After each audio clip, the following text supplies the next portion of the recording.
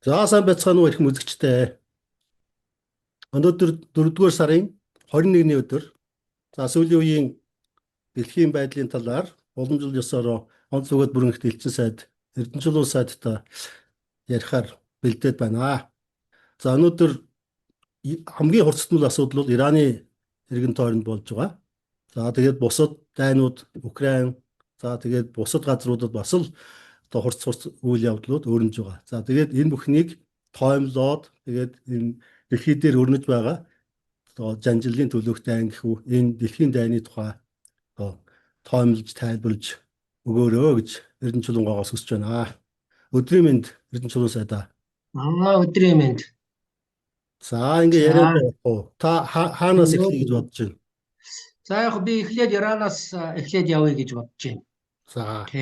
Тэгэхээр сайдаа хараа одоо бид хоёрын нэг тайлбар хэлье. Одоо бид хоёрын нэвтрүүлэг бол энэ Zoom ашиглаад алсаас хийж байгаа. За тэгээд юу одоо энгийн стандарт Zoom ашиглахаар зэрэг нэг удаагийн хурал чинь ингээд нэг 40 минутаар хязгаарлагддаг.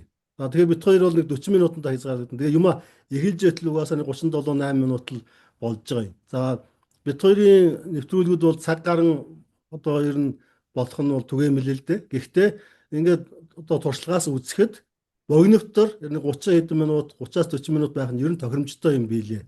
Тэгэхээр энэ Zoom-ийнхээ хязгаарлалтанд ч багтаад энэ цагтаа одоо хийгээд явъя гэсэн юм байдалтай байгаа. Тэгээд бид хоёр юм ярьж итэл нөгөө цагчаа ингээд гинтхэн ингээд дуусаад тасарч тохиолдлууд байдаг. Тэгэхээр энэ талаар бас үзэгчдээс хүлцэл өчье.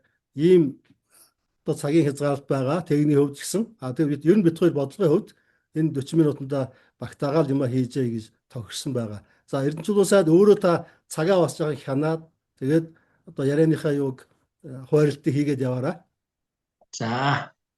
За тэгээ би тэгэж хичээе нэр үүндээ төрүүчигтэр бол тасалдсныг би одоо анхааралд авсан. За тэгэхээр Иран руу оръё.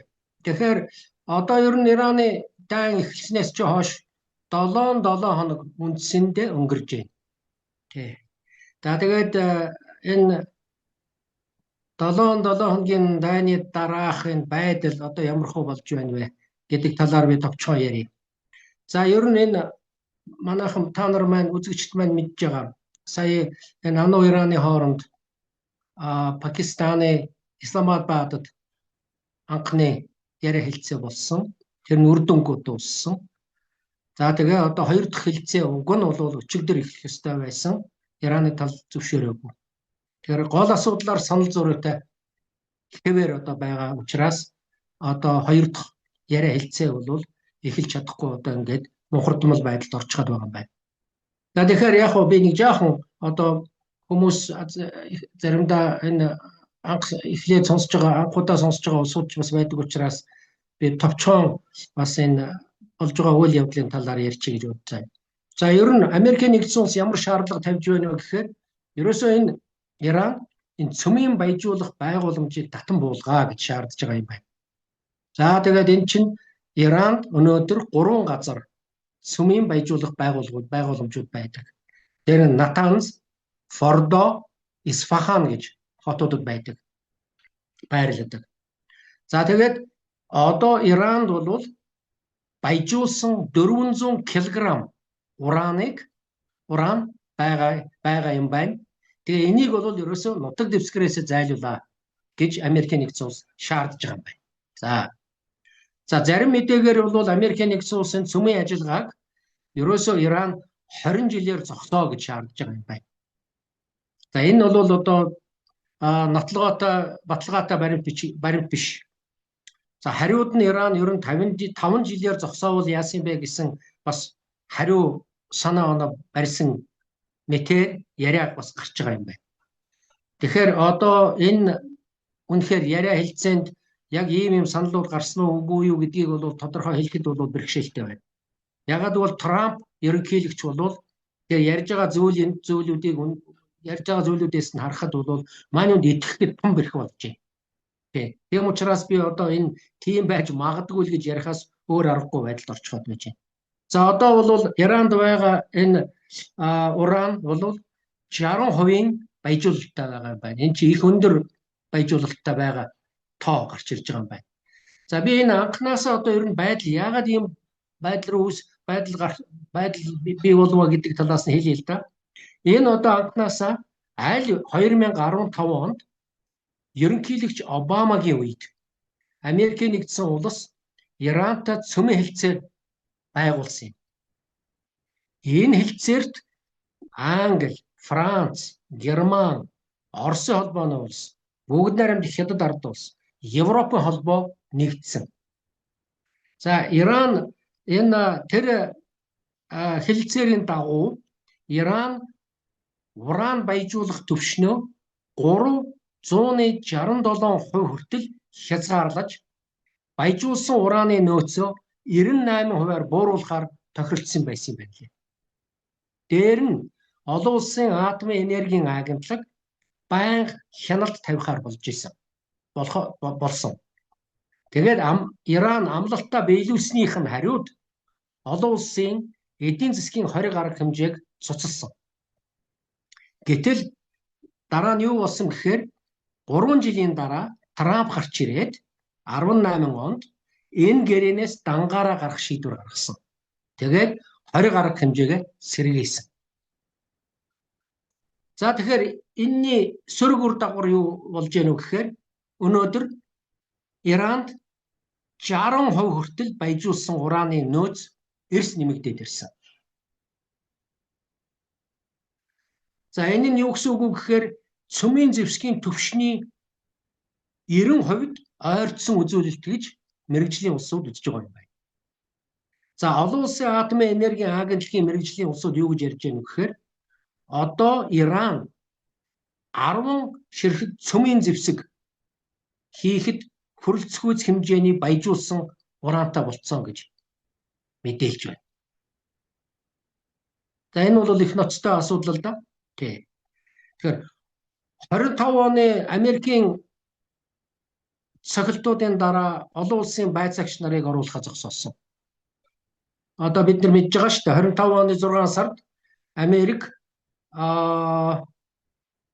Ираны цөмийн байгууламжуудыг бөмбөгдсөн.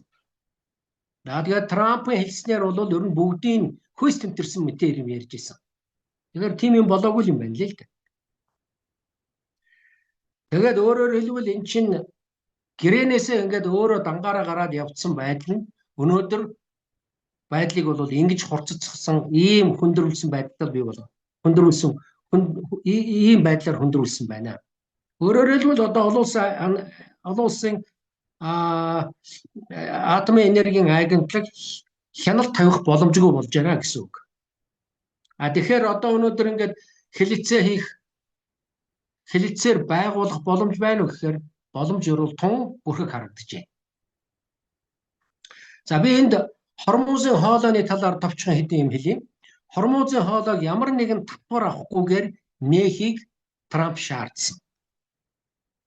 За энэ Хормузын хоолой бол үнэхээр Ираны хувьд бол маш их чухал хөшүүрэг байгаа юм. За Иран сөргүүлээд ямар шаардлага урдаас нь тавьж гэнэ үү гэхээр гадаадын банкнд байгаа Ираны хөрөнгийг чөлөөлөө гэж. Дээр нь одоо энэ 25 оны 6 сард бөмбөгдсөн. Дээр нь сая одоо Израильтай хамтраад их хэмжээний одоо хохирол учруулсан учраас нөхөн төлбөр төлөө гэж шаардж байгаа юм байна. Одоо Ираны засгийн газрын үзэж байгаагаар бол нийт хохирлын хэмжээ 270 тэрбум долларт хүрсэн гэж Ираны засаг үзэж байгаа юм байна. За. Тэгэхдээ энд бас нэг сони юм хэлье л да. Энэ Трамп саяхан бас нэг ярилцлаганд хэлсэн байна л да. Америкийн нэгдсэн улс Хормузын хоолойг хяналтандаа хэрвээ авч чадах юм бол дайран өнгөрч байгаа хөлөө онгоцудаас хураамж авч магадгүй гэж хэлсэн байгаа юм. Энэ бас их сонин. Өөрөө их анхнаасаа л одоо чөлөөтэй нэвтрүүлж явах ёстой гэсэн атлаа ийм мэдгэл хийж байгаа нь бол бас анхаарал татж байна л да. Гэхдээ энэ нь юутай холбоотой байна вэ гэхээр Иран ч өөрөө сая Хормузын хоолойд дайран өнгөрч байгаа ялангуяа одоо Ирантай муу харьцаж байгаа улс орнуудын танкеруудаас ихээхэн хэмжээний татвар авахар шийдвэрлэсэн байсан. Тэгэхээр байдал бол энэ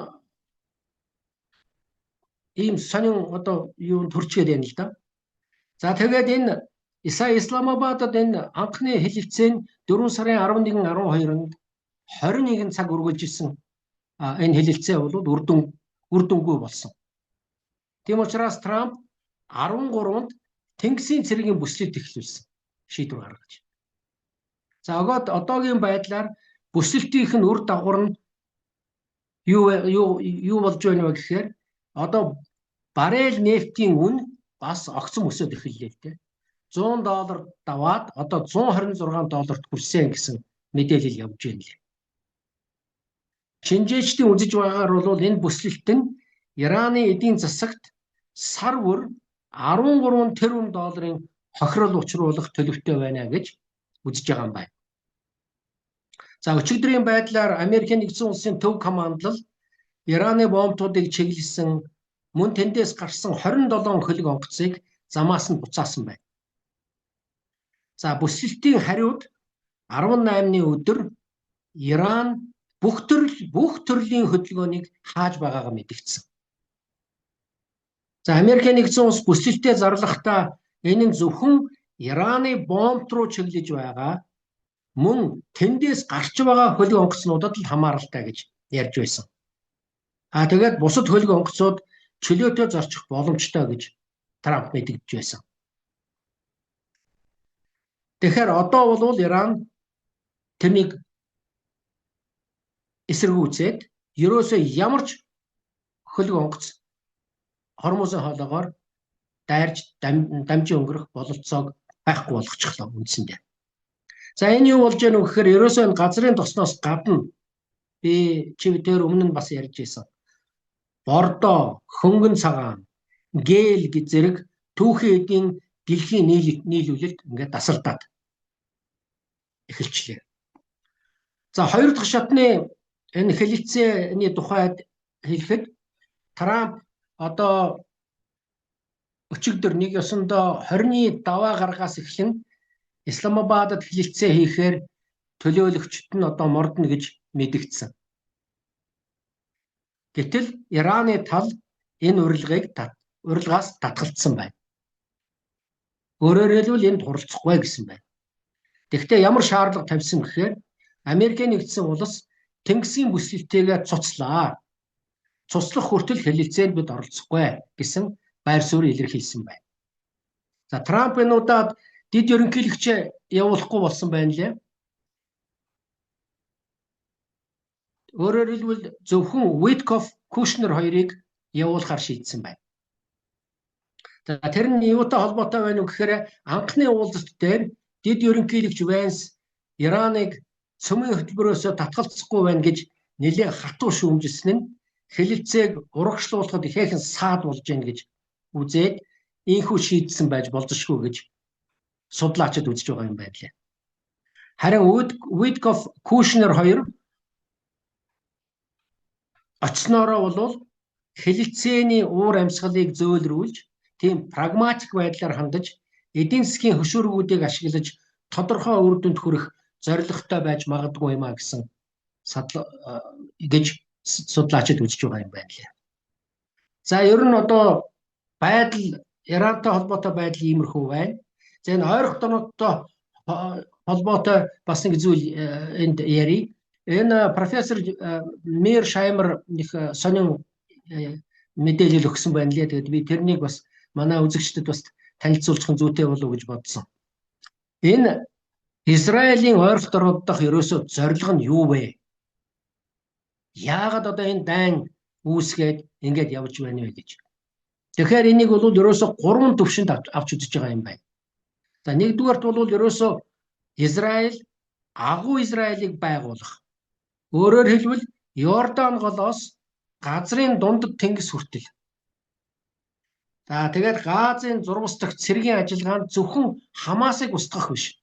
Палестинчүүдийг нутгаас нь бүр албадан гаргах зорилго тавьж байгаа юм байна. Ингийн тулд тэнд амьдрах аргагүй болгох ийм зорилготойгоор одоо дайн үүсгэсэн. үндсэндээ аймаглан устгах ажиллагаа явуулсан. Энийг бол дэлхий дахинаа одоо ярьж байгаа. Тэр дайны одоо уршгаар 70 гаруй мянган хүний амьд төрсөн байгаа. Одоо Газын дурмсд. Тэгээд дийлэнх хэсэг нь хүүхэд эмэгчээдүүд байсан гэдгийг одоо дэлхийд даяар хүн болгон одоо ярьж байгаа шүү дээ. За ингээд өөрөөр хэлбэл Израиль өөрийнхөө газар нутгийг тэлэх бодлого явуулж байна гэж Америкийн одоо профессор Мершайм үзэж байна. За тэгээд Йорданы баруун эрэг Газын зурвасыг өөртөө нэгтгэхээ зогсохгүй цааш нь үргэлжлүүлээд энэ өмнөд Ливан, өөрөөр хэлбэл өмнөд Ливаны тэр Литани гэж гол байдгийн байна. Тэр хүртэл. Тэгээд өмнөд Сирийн зарим хэсгийг хэсэгт өөрийнхөө хяналтыг тогтоохоор бодож байгаа юм байна гэж ер нь Израилийг үзэж байгаа юм байна. Өөрөөр хэлбэл газар нутгаа тэлэх ийм одоо төлөвлөгөөтэй үйл ажиллагаагаа одоо цэргийн үйл ажиллагааг Израиль явуулж байна гэж үзэж байгаа юм байна. Өөрөөр хэлбэл бүс нутагт ноёрхлоо тогтоож хөрц сэргэлдээ орнуудыг тийм сул дорой болгож тэр нутаг дотроо бол хамгийн хүчрхэг учраас Ираныг одоо тэр Иран бол энэ газар нутагт хамгийн хүчрхэг том улс гэж тооцогддог. Тэгэхээр энэ Ираныг бол тогтоон барих. Тэгээд төр засаг дэд бүтэц зэргийн суурьаар нь нураах зорилгыг Израилийн одоо үйл ажиллагааг бол Израилийн одоо зорилго болж байна гэдгийг Мершайм онцолсон байна. За энэ зорилгоо Америкийн нэгдсэн улсын дэмжлэггүйгээр хэрэгжүүлэх ямар ч боломжгүй учраас ануудах одоо хүчтэй лоббиг ашиглах шаардлагатай. За тэгээд цэрэг дипломатын дэмжлэг одоо авч үндсэндээ чадж байна л да. Би өмнө нь бас ярьж ийсэн Иран бол Израиль олон жилийн туршид одоо Трампын өмнөх хэд хэдэн ерөнхийлөгч нараас Ираны эсрэг дайн дэгдээе гэж санал тавьж яхад бүгд эсрэг үзчихсэн. Тэгэхээр одоо сая бол Нетаньяху Трампыг бол итгүүлж амжлаа л да. Тэгээд байдал бол одоо ойрох дурандын байдал бол иймэрхүү одоо хурцад модал болцоход байж байна. За энд Унгарийн сонгуультай холбогдуулаад 2-3 зүйл хэлье. Энэ сая 4 сарын 12-нд Унгарт парламентын сонгуул болсон. Тиса нам дийлэнх олонхын санал авсан. Одоо тэдний үндэсний ассамблеийн 199 суудлаас 138-ыг авсан байна. Өөрөөр хэлбэл 3-2-оос илүү санал авсан гэсэн үг. Тэгээ нэг өсөндөө одоо Тиса нам үндсэн хуульд өөрчлөлт оруулах боломжтой болж байна гэсэн үг. За Орбаны байр суурь одоо тэнд сулрахад бол тэр Венсийн айлчлал бас нөлөөлсөн гэж бас шинжээчд бас үзэж байгаа юм байна лээ. Венс тэнд чи очиж Орбаныг бүх талаар дэмжиж ирсэн.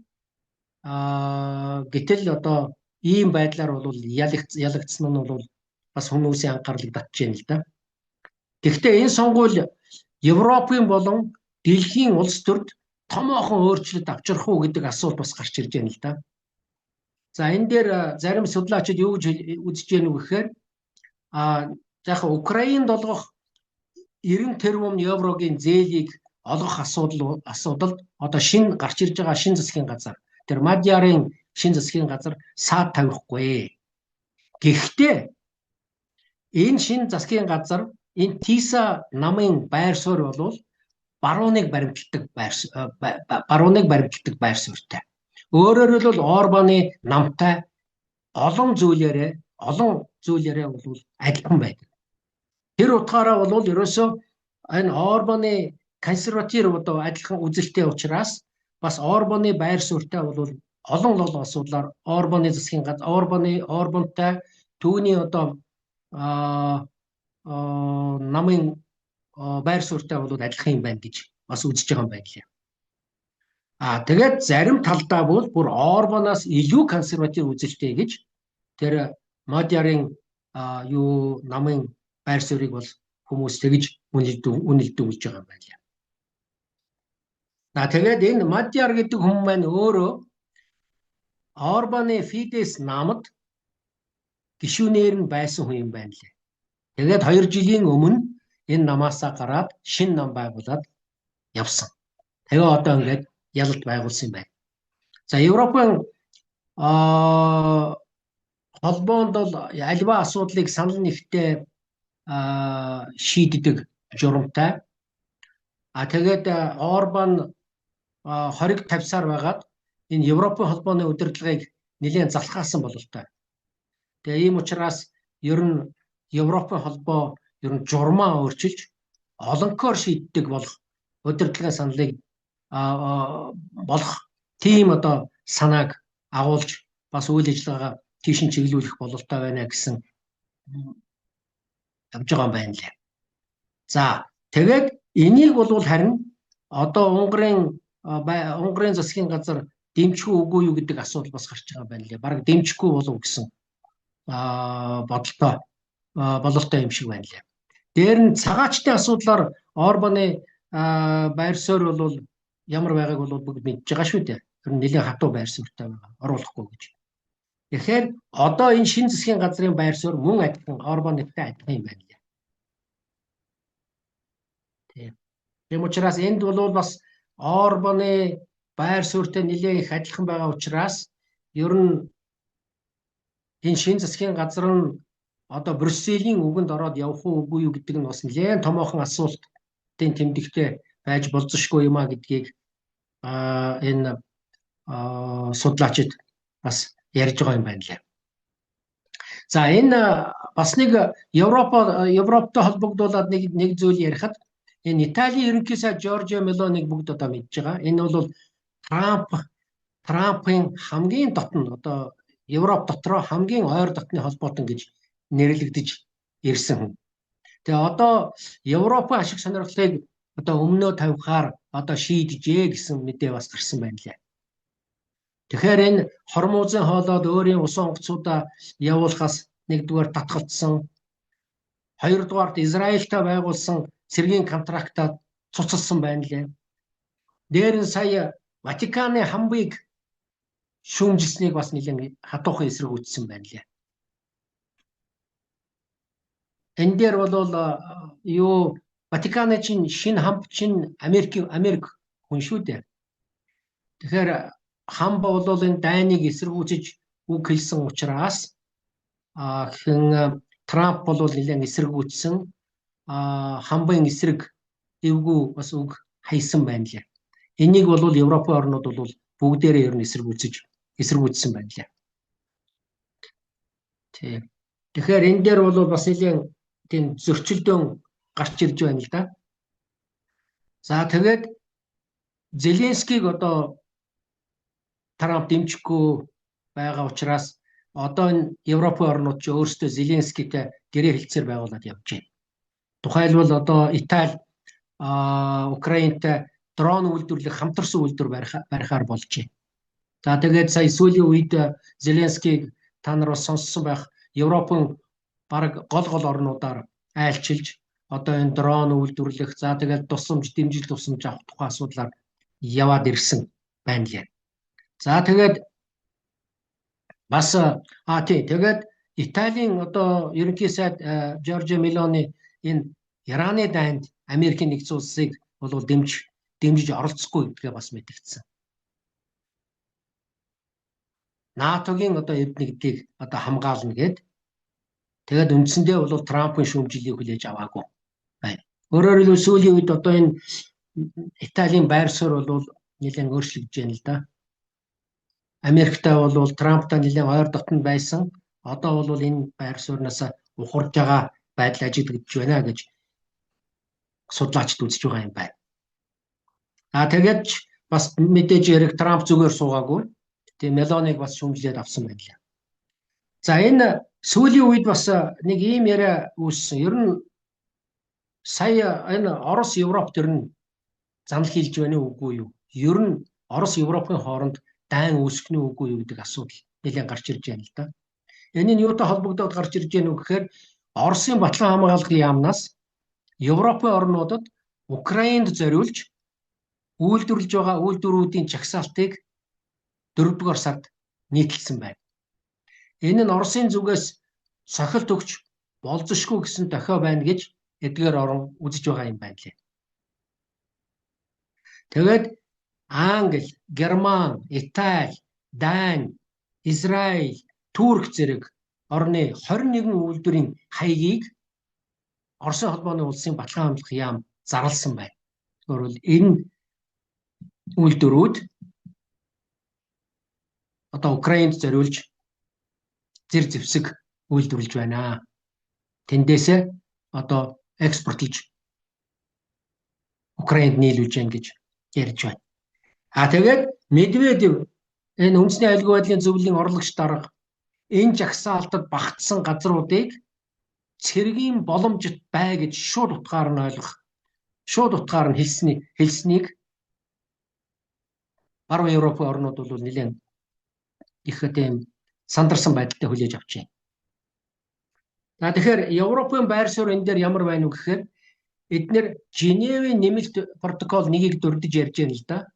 Энэ протоколын дагуу бол ер нь зэвсэг техник, байлдааны бус тагнуулын мэдээллээр хангах нь дайнд шууд оролцож байгаа хэрэг биш ээ. Энэ бол шууд бус дэмжлэгт тооцогддог юм а гэж Европын орнууд бол үзэж байгаа юм байна. За энийг бол Оросын тал хүлээн зөвшөөрөхгүй байна.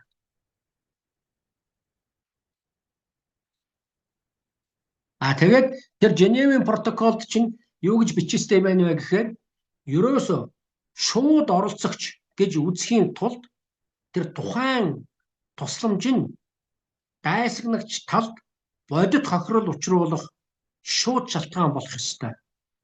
Мөн дайсагнагч талыг хохироох гэсэн тодорхой зорилготой байх ёстой юм байна.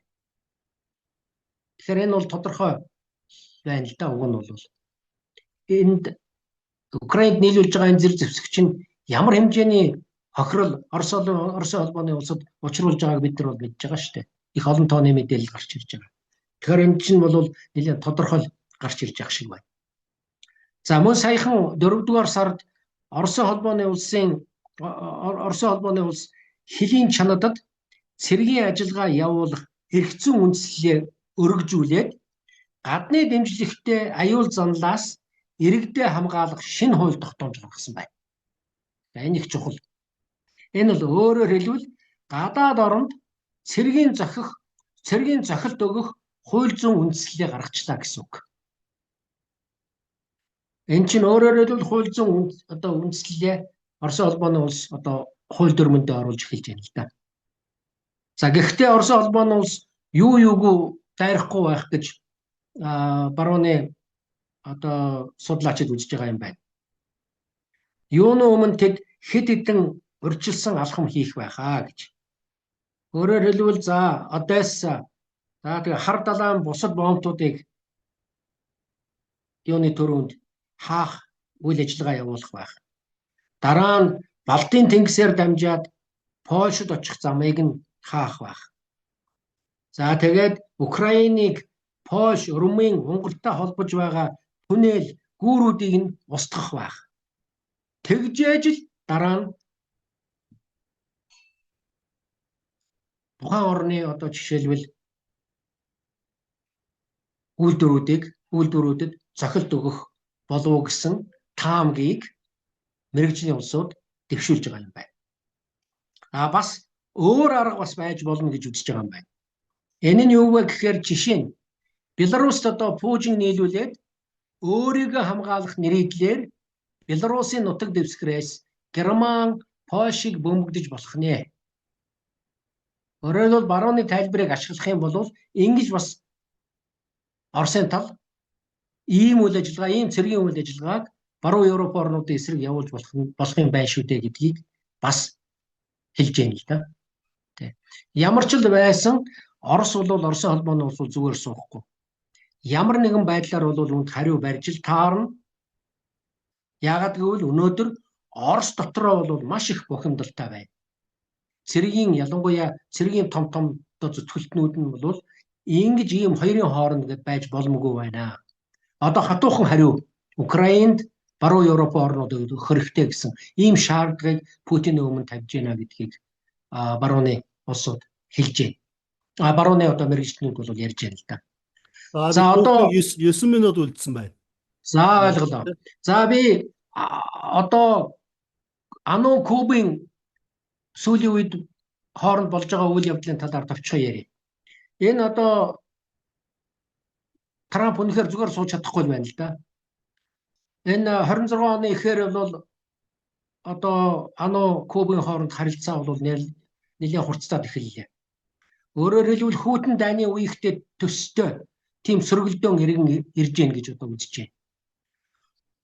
25 онд Трамп засгийн эрхэнд гарсныхаа дараа Кубын засаг төрийг түлхэн унгаах зорилго тавьж эхэлсэн гэж мэргэжлийн усуд үзэж байна. Кубыг Америкийн үндэсний аюулгүй байдалд занал хийлэгч нуран унсан улс гэж зарлчихсан Америк. Тэгээд 26 оны сая энэ оны 1 сарын 29-нд Трамп тушаал гаргаад шатхууны дам хориг тогтоосон. Дам хориг гэдэг нь одоо Кубад газрын тос нийлүүлж байгаа 3 дахь этгээдэд их хэмжээний татвар ногдуулахыг хэлж байгаа юм байна. За Оросын холбооны улс 3 дугаар сарын сүүлчээр 100 мянган тонн газрын тос илгээсэн. За тэгээд Лавров Оросын гадаад хэргийн сайд Лавровын хэлснээр цаашдаа Оросын холбооны улс Кубад газрын тосны одоо бусад бүтээгдэхүүнүүдийг нэмж нийлүүлнэ гэж мэдэгдсэн байна. За ингээд байдал ер нь хаашаа эргэж байгаа нь бол харагдаж байгаа үстэй. За энэ оны 4 сард юу болсон юм байна л да. Гаванд төрийн департамент болон Гаваны Кубын гадаад яамны өндөр түвшний уулзалт болсон юм байна. За энэ дээр бол шатхууны хориг, за тэгээд хоёр орны хооронд энэ бий болсон хурцдмал байдлыг намжих асуудлыг хэлэлцсэн юм байна. За Америкийн нэгдсэн улс ардчилсан шинжилэл хийхийг шаарджээ. Одоо иймэрхүү нэг юм хийдэг улсууд шүү дээ. Тэр Кубын тал бүрэн эрхт нь халтсан шаардлагыг бид хүлээж авахгүй гэдэг хатуу хариу өгсөн байна. За энэ ч бол тодорхой. Куб бол нэг иймэрхүү хариу өгөхөөр болсон. За Орос Кубын энэ 4-р сард бас Москва Гаванад уулзалт болсон байна. Тэгээд Оросын компаниудад хөрөнгө оруулах. За тэгээд Кубын зарим үйлдвэр аж ахуйн нэгжийг шууд Оросуудад удирдах тусгай эрх олгосон байна. Дээр нь Оросын мир төлбөрийн системийг нэвтрүүлж тооцоо хийхээр тохиролцсон байна. Өөрөөр хэлбэл одоо нэлийн эдийн засаг худалдааны өргөн хүрээтэй хамтын ажиллагаа эхэлж гин гэдэг нь харагдаж байна л да.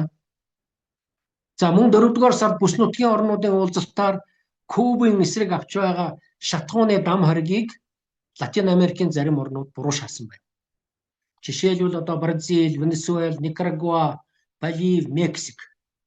За мөн түүнчлэн Латин Америк болон Карибын тэнгисийн орнуудын чуулга уулзалт бас 4 сард болсон байна. Тэнд 33 улс оролцсон байна. Тэд эрчим хүчний хамралд ихээхэн санаа зовнож байгаагаа илэрхийлсэн. За тэгээд Колумб энэ Латин Америк, Карибын тэнгисийн орнуудын энэ орнуудыг одоо даргалж байгаа юм байна. Тэгээд Колумб бол энэ бас зуучлах боломжийг эрен хайж Ану Кубын хооронд бас одоо байдлыг намжаах чиглэлээр үйл ажиллагаа явуулж байна гэсэн мэдээ явсан байна. За Украины дайнтай холбоотой товчхон мэдээлэл өгье. Энэ байлдаарын талбарын нөхцөл байдал ямар байна вэ гэхээр Донбассын чиглэлд тэр Славянск, Краматорск, Константиновкад довтлогоо төвлөрч байна. Оросын төлөвлөгөө. Оросын одоо цэргийн зовтлогоо төвлөрч байна.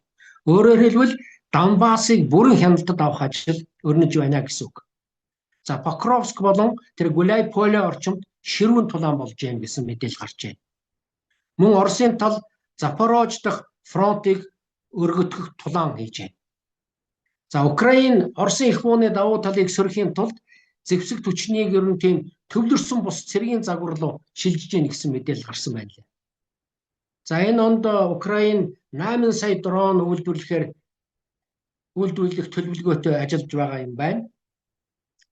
За тэгээд 90 тэрбумын зээл олгохыг тэр Виктор Орбан хориг тавиад байсан. За тэгээд засгийн эрхэнд өөр нам гарч ирээд ТИСА нам ялж мадяр гарсан тул энэ зээлийг олох боломж нэгдэж гин гэж ер нь үзэж байгаа юм байна лээ. За ер нь ойролцоогоор миний ярих зүйлүүд, товчхон ярих зүйлүүд бол энэ байна. Цагтаа бараг багтсан болов гэж бодож байна. Тэг, бид 3 минут байна. Тэг, цагтаа багтлаа. Тийм. Тэг, хин Мажар юу яасан бэ лээ шүү дээ. Тэр 90 тэрбумын асуудал дээр. За энэ асуудал чинь аль хэдийн шийдэгдсэн асуудлыг дахиж одоо эргэж ярих нь утгагүй гэсэн мэдээлэл хийчихсэн л байгаа юм билээ. Мөн тэр чинь одоо өөрөөр хэлбэл тэр зээлийг олгоход бид нар саад тавихгүй гэсэн үг үү? Саад тавина гэсэн үг. Өөрөөр хэлбэл бид нар одоо тэрийг авч ярилцах нь дахиж тэрийг авч хэлцэх нь утгагүй биз дээ. Орбаны үед тэр чинь яригадаад шийдэгдсэн юмыг дахиж яагаад ярих гэж байгаа юм бэ? Би ойлгохгүй байна гэсэн санаа хэлж илээ л дээ. Тийм юм уу? За наад чинь харин их сонир мэдээ байна. Яагаад гэвэл барууны мэрэгжлийн улсууд бол ерөөсөө Мадярыг Мадяр ч бол тийм Европыг чиглэсэн бодлого явуулна гэсэн ийм одоо үндслээр одоо үндсэндээ сонгогдож гарч ирсэн шүү дээ. Тэгээд Европын орнуудын одоо судлаачид Европын орнууд нь өөрсдөө юу гэж бодож ирсэн бэ гэхээр за энэ ямар ч л байсан Украинд үзүүлэх энэ 90 тэрбумын зээлийн асуудалд бол саад тавхаа болж байгаа юм байна гэсэн дүгнэлт хийж ирсэн юм байна лээ. Тэгсэн наадах чи хэрвээ Орбаны байр суурьтай адилхан болоод хоригоо өргөжлүүлэх юм болбол тэгвэл ерөөсөө Орбаны явуулж байгаа бодлогоос тэгвэл ялгарх юм ерөөсөө үндсэндээ алга байна шүү дээ. Тэгвэл одоо Брюссельд бол одоо энэ Европын холбоо бол ерөөсөө тэгэл өөр маш их эргээд их эвгүй байдалд орж байгаа байна л да. Бас нэг юм хэлэхэд тэр энэ ч одоо цаг мөч бүхэнд ингээд өөрчлөлтүүд гараад байна л да. JD Vance-ыг бол явуулахгүй гэд Виткоф нөгөө Кушнер хоёрыг явуулна гэдгсэн. Гэтэл өчтөр ороо хэдэн цагийн үед байв да. Vance ч одоо Исламабад руу онгоцон суугаад бай гэд олон хүнээр өдүүлээд явж ийлээ шүү дээ. Тэгэхээр тэр чум юу болсон юм байгаа. Тэгэхээр хэрвээ өчтөр ороо гэдэг чинь тентхийн өглөөний цаг ниссэн бол одоо онгоцондоо нисчил яваа байх. Тийм юм бас мэдээ харагдсан. Тэгээ энэ тийм үү. Мэдээлүүд чинь ингээд өөрчлөгдөд байгаа. За манай Трамп чинь нэг юм хэлээл 30 минутын дараа тэрнийхээ одоо тэр эсрэгийг ярих жишээтэй. Тэгэхээр мэдээлүүд бол өөрчлөгдөж байгаа гэдгийг манай үзэгчид анзаарч байгаа баг. Тэгэл зөв. Тийм ээ. Тэр чинь яг үнэ. Трамп бол ерөөсөө ингээд алхам тутамдаа өөрийнхөө байр суурийг өөрчилж яадаг хүн л дээ. Энийг бол ерөөсөө хүн болгон мэдж байгаа. Тэгэхээр бол гайх юм бол алга. Ингээд Вэнс явна гэдэг чинь ямар ч тодорхой үр дүнд хүрч чадахгүй гэсэн үг. Нэгдүгээрт. Хоёрдугаарт. За баяртай. Юу өндөрлцгээе. За баярлалаа. За. За баяртай. За баяртай.